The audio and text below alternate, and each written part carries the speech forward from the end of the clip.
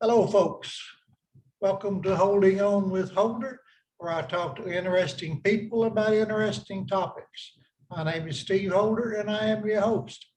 My guest this evening is Keslie Mack, who helps people get over their traumatic childhood experiences via what she calls Karmic Soul Healing. Welcome, Keslie. Glad to have you with me. Thank you, Steve. I'm very happy to be here. So, for those who have never heard of Karmic Soul Healing, like me, what exactly, who are you and what exactly do you do? Yeah, so I do a lot of things. I am a hypnotherapist, a hypnotherapy instructor, a Reiki master teacher. I am a mind body specialist and a trauma specialist. So, what I really do is I heal and help people heal their trauma on all levels. So, we Okay. heal the mind, the body, the energy, and the spirit, the soul. So, where does the karmic part come in? Why do you call yourself a karmic soul healer instead of just a therapist? So the karmic soul healer is because when we are souls, we come in and have human experiences. And it is about connecting all of your different past lives for the healing. The Tibetan Buddhist idea is that we are here as humans in this form to learn something. So, as a soul, we are in non physical form in the beautiful bliss of the universe. There is no negativity, it's all just positive. And then we want to appreciate. And if you have everything, it's hard to appreciate it. So, as souls, we want to learn the opposite. So, if we want to learn like forgiveness, we have to experience something worth forgiving, or we'll never understand what it means to forgive. So we choose things to learn in each life. And that's where the karmic comes in, because the healing that I do is past life healing as well.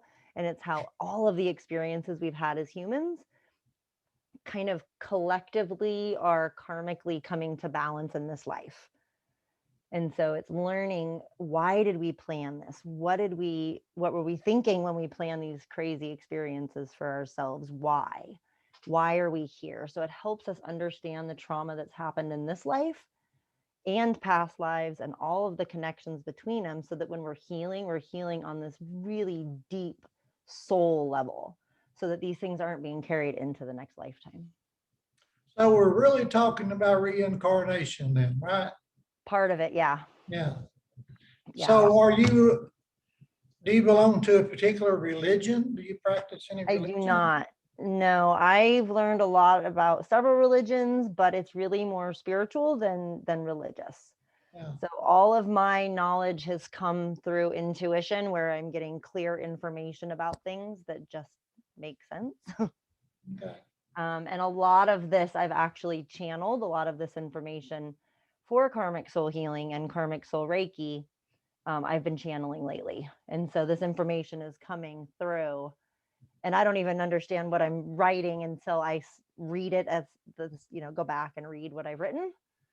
So it's this stream of consciousness coming through that's just creating healing for my clients beyond what I ever dreamed of.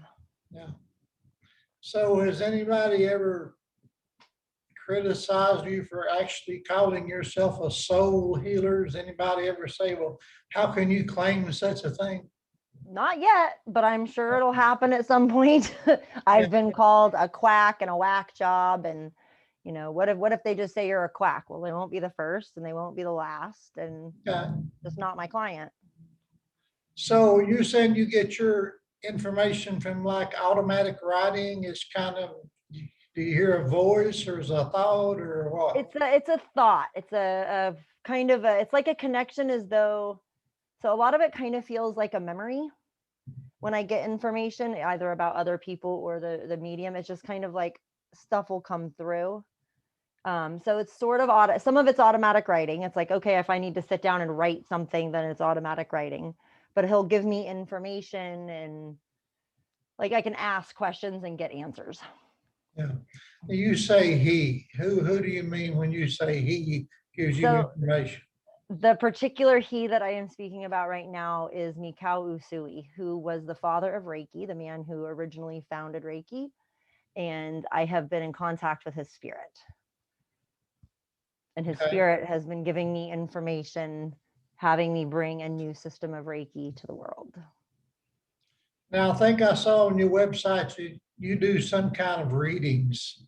Do you do tarot readings or at all? Is it something else? Nope, I don't use any cards. I just read the person in front of me, or they can, text me a question. As soon as they ask, I have the connection to them. And then it's kind of like, rather than a psychic reading into your future, I do a psychic reading into your body and your past. So people will come with either a physical pain or emotional trigger they can't get past, a symptom like anxiety or depression, and they might not know what's causing it. Some people will get stuck. They'll have I just can't get past this thing, or I'm trying to do X in my business and can't get there. Something's holding me back. I do the reading on those. So I basically tell them what's at the root of their problem. And you can do this over the internet? Yeah. Okay. I mean, Want to do mean it? to sound skeptical and I just can't grasp that, I guess is what I'm saying. I would be happy to do it with you, but it can be a little bit vulnerable. So I don't know if you're open to doing that on the air. Sure, why not? So do you have anything that's up for you right now that's in your way, or a physical issue, or anything that you'd like to address? I have a back pain sometimes and hip pain that causes me a lot of trouble. Okay. So you want to look at the back or the hip? I think it's all connected. I mean, it seems to be for me, so I'm saying. A lot of it is fear. How are you with getting older? Well, I certainly acknowledge it and I feel it physically. There's a message from when you were little, like a repeated message about being old.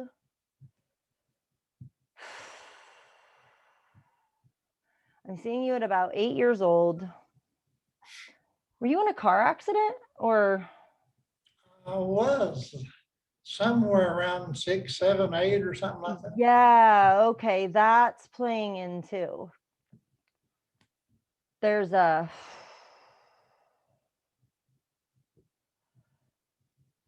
there's a message that came. It's like I see an older person saying something to you about being older, but that's also combined with the car accident. So whatever happened, wow, it's really mixed together. What was your relationship with your grandfather? My grandfather, well, my paternal grandfather died before I was born. Okay. And my mother's dad, he was elderly when I was a child and he died when I was a child. So I really didn't get to know him. No. How old were you when he died? I think maybe 7, 8, 9. I don't know, somewhere around in there. Around the same time. Okay. Something like that. Yeah. It's something that like somebody told you. There's something about, well, when you get old, this is what happens, kind of thing. Like that kind of like, the old, back in the day, there was a lot more like, and this is the way it is. So when you get older, and there's something in there. Hold on. There's a lot of grief too. A lot of grief.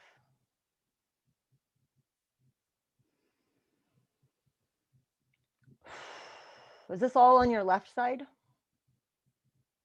The hip is pretty much, yeah. Yeah. Did you lose a partner? Did I lose a person? A partner. Oh, a partner. Through divorce. Did you grieve from it? Was it a big loss, or was it? No, it was, I actually celebrated. Okay, there's another loss then. Female. Ugh, it's like pulling the weight down on that side. So it's making you feel heavy. And the hip is coming from bearing a weight, like you're carrying something. And it's preventing you from moving forward and getting older without fear. There's a sense of like, you're like, okay, I'm acknowledging it, but there's a sense that there's really a lot of fear about getting older. How old was your grandpa maybe when he died? Maybe you're nearing the age that he I'm, was? I'm thinking he's probably in his 80s, if I remember correctly. Hmm.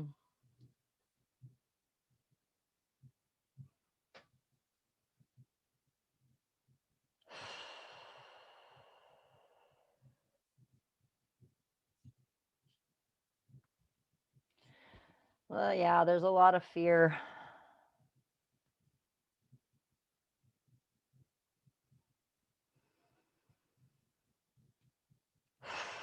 Did you grieve when your mom died? My mom died several years ago. Did you grieve properly all the way? I think so. Because there's still a lot of heartache that I'm feeling. Is that not resonating? Um, yeah, but isn't that natural? I mean, don't we all grieve when we lose our parent? Yeah. No, definitely. But I'm feeling like there's still grief in your left side, Oh, unprocessed grief. It still feels like there's a heaviness, this grief going on that you're kind of not acknowledging. That it's like, oh, I dealt with that. But it's still, I don't know what to say to that. it's not resonating at all.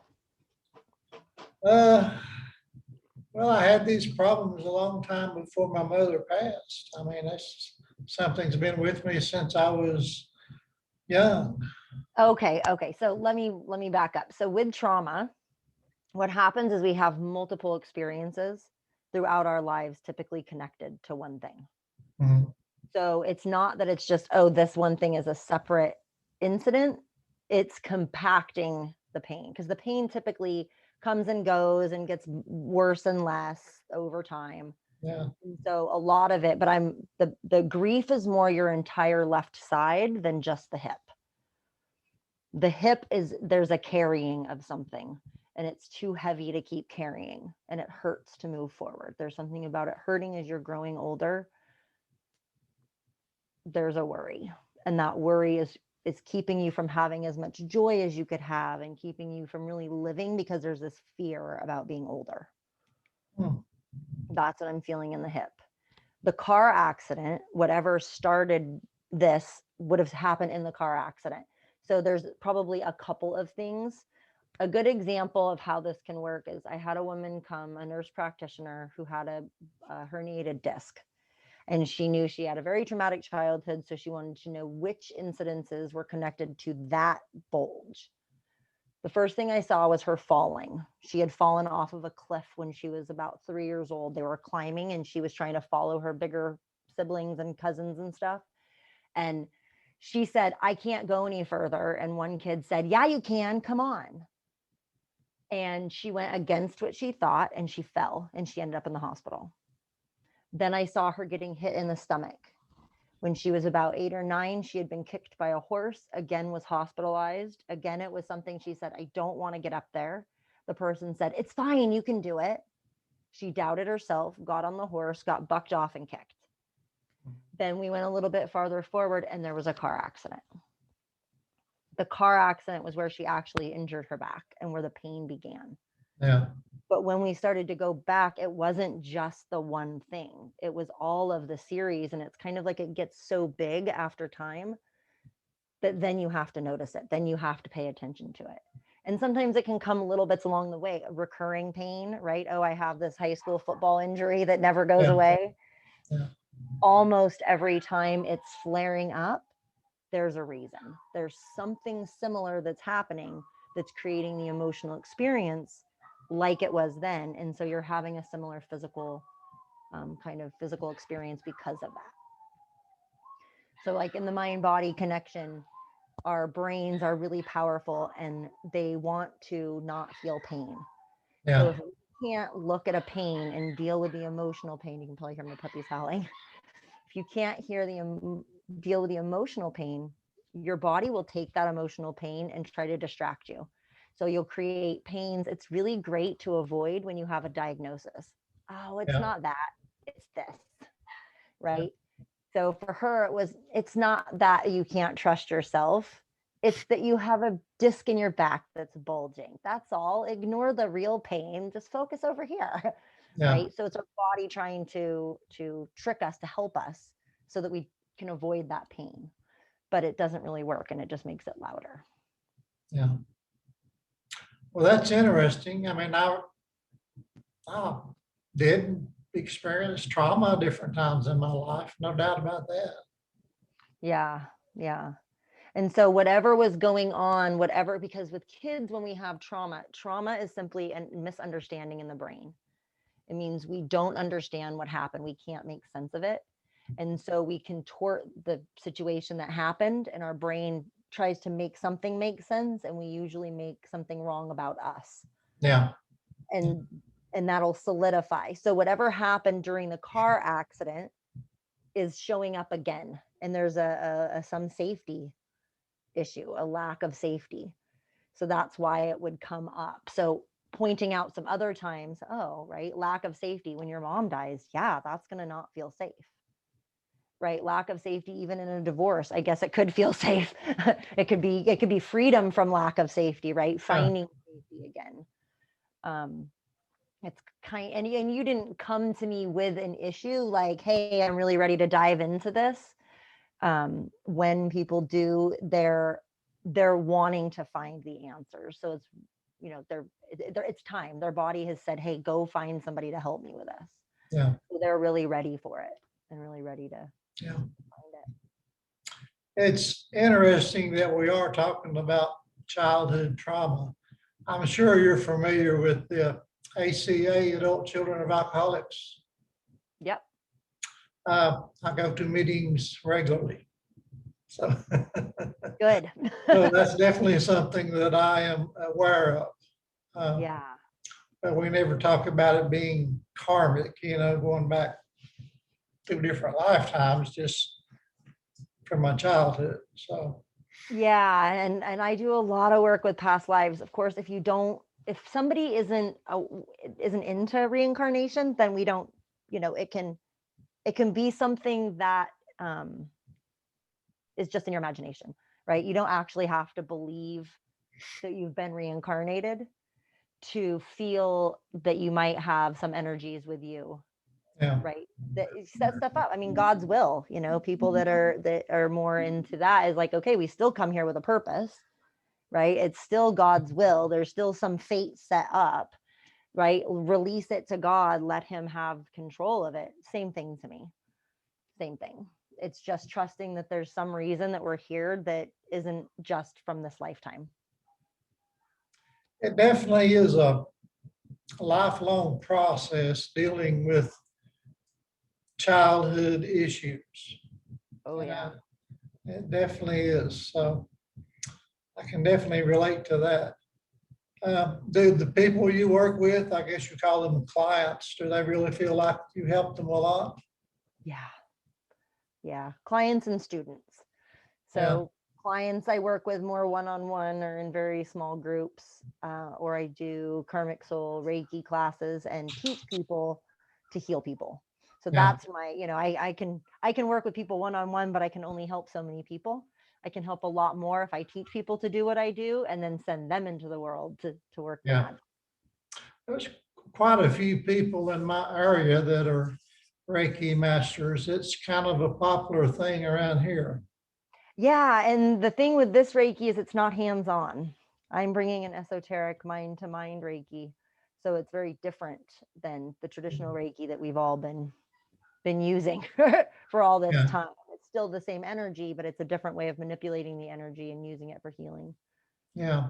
And your website mentioned Karmic Soul Coaching. Now, what exactly is that all about? So that's where I work with people ongoing. So we meet weekly. I work one-on-one with them, meeting weekly. So we do whatever is coming up. They basically come in and say, okay, here's what came up this week. Here's where I'm struggling. And we work through whatever they're struggling on. So it uses a combination of the Karmic Soul Reiki, traditional Reiki, hypnotherapy, intuitive readings, and then trauma knowledge. So it's just kind of a combination. And it's when someone's really said, I'm committing to getting to a certain place. I had one of my favorite clients. This guy was, his anger levels were, I still don't understand how he held a job, because he was losing his temper at work multiple times a week. Just miserable. The guy was hyper vigilant. He had been physically abused daily, with the brainwashing of this is the way that men are supposed to be. So he had this, not just this physical experience, but this conditioning that he knew was separate from who he was. And when we started working together, it was really fun. About 3 months in, he was like, my bosses are concerned. They thought I was taking something because I hadn't freaked out and I hadn't yelled at anyone in 2 weeks. And to see him just totally come around. So we worked together weekly for 9 months. And then he was like, he came in and he was like, I don't need to see you anymore. And I was like, yes, yes. And sometimes he'll every once in a while text, hey, I may call, I've got this thing, but he has so many tools that I've given him to work on his own stuff, because that's really my goal, is to give somebody all of the tools that I have so that they can heal themselves like I did. Yeah. Like, just take it all. I just want to give you enough to where you can move, because it is a lifelong. It's not something we ever finish. It's something that we continue to desensitize different layers of. So stuff's always going to come up. Those triggers are always going to be there. It's just making them less big. Yeah. And having the tools to work through it when it comes. There I go. Okay, how do I deal? How do I get myself back into my adult? How do I heal the inner child? Because you don't want to just have the moment, right? You want to actually do the work so it's less next time. Yeah. And so giving him the tools, so now he's got those tools, and his whole life turned around. He's happy, he's calm, he's, so much of the brainwashing is gone, and he's like, oh, I can listen to myself now. Yeah. So yeah, life changing for most of my clients. It's really powerful. Yeah. We all experienced a certain amount of brainwashing, didn't we? Oh yeah. And still do. Oh yeah. Still do. Society, our homes, our communities, society. It's yeah. So how many clients have you helped since you've been doing this? I'm not totally sure. Dozens. Not too much more. Probably under 100. I'm still fairly new to it. And just got started really slowly. A lot of, helping people out in the beginning, not really making it a business, just kind of a hobby. And then the last couple of years starting to pick it up more, and moving online thanks to the pandemic. That of course slowed everything down. Yeah. We had gotten a brick and mortar wellness center last January and had that starting to really build some momentum. And then March came, and that was the end of that. So but for me, even just those few, even just one client helping is magical. I don't claim to be an expert on the subject or a therapist, but my theory is that, considering everything we've been through in the past year, the whole world has PTSD. I don't know if that's true or not. Well, it's more complex trauma. Yeah. Because we didn't have one big trauma, but we've had a series of things happen that we couldn't understand. Yeah, it's like trauma is on a regular basis. Yeah. Whoops. Which is what complex trauma is. Yeah. Is when you are having those experiences, like you said, on a regular basis. You're having that consistent uncertainty, that consistent fear, the consistent inability for your brain to make sense of what exactly is happening. Yeah. Yeah. So you want to tell us about your website so people will know what to expect if they go there, and tell us how people can find it? Yeah. So on Karmic Soul Healing, it is KarmicSoulHealing, KarmicSoulHealing.com. And there you can book a consultation with me, or you can sign up for what is Karmic Soul Healing workshop. I have monthly, I host a What is Karmic Soul Healing workshop and a What is Karmic Soul Reiki workshop. So people can come in and kind of experience the energy and the work, understand more about it.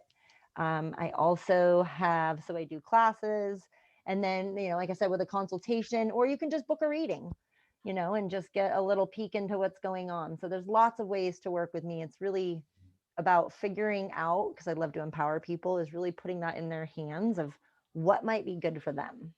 Yeah. Right. So do the research, check out the website, come to some of those classes if they sound cool, learn. I also have a Facebook group called Soul-Based Healing for Your Traumatized Inner Child, which if you do the Facebook groups, it's actually /Karmic Soul Healing. I do tons of free stuff in there. I have Karmic Coffee with Keslie every Wednesday. I do, like I said, the What is Karmic Soul Healing, What is Karmic Soul Reiki. I also do periodic, challenges and events. I've got a 3-day trigger reduction challenge coming up on March 16th, 17th, and 18th. So that'll be really fun. And I just try to serve people. I've got tons of free stuff in there and meditations, and it's just, I want to serve. I'm here to help people heal themselves is my goal. So you're a combination, kind of like a Reiki master and a therapist, aren't you? Sort of. I'm not really a therapist. I don't have any licensing in the mental health department. I have just studied a ton about trauma and healing. So I'm in classes with therapists, but I'm not a therapist. I am a hypnotherapist. So hypnotherapy is a known modality for healing trauma. And it's very similar to EMDR in the results. It's just a much longer training process to become a practitioner, and a much more in-depth process, right? So it's not quite as elegant as EMDR, Yeah. but it's a great system and great Now, modality. I'm just coming to remember something called quantum healing or something. Is that, you know what I'm talking about? Yeah. And quantum healing is very similar idea. The idea is, and that's pretty much any energy, is in the quantum field, there's no space-time continuum. Yeah. That we have, as humans, have agreed to the time-space continuum. So we have agreed to linear time, but in the energetic world, and it's really why a lot of what I do works and has such profound healing effects, is because when you're in, the other way to look at that is our mind and our subconscious mind. When we think we're doing something, our body and brain doesn't know that we're not. Yeah. Right? People can practice playing piano, never actually touched a note, sit down and play a song just because they practiced in their brain. So you can kind of think of it like that as well when we're doing the healing. But then the quantum means we can go back and do the work with the inner child and feel it. We can do ancestral work, right? Having energies exchanged as a kid, reclaiming things our people took from us. And giving back stuff they gave to us, their anger and shame that they were dumping on us, right? We can give it back, have those experiences. That's the quantum field. That's that energetic, I'm going to give this thing back to you that was nothing to begin with, this energy. I'm going to do it as I'm seeing it, me as a little child doing it. And then you feel the effects of it today. Sounds very interesting. Yeah, it's very powerful and very interesting. Yeah. Interesting for sure. Yeah. Well, I thank you for being with me and telling us about it. Is there any closing words you would like to tell people? What else would you like people to know about what you do? My motto is right place, right time, right experience. Always.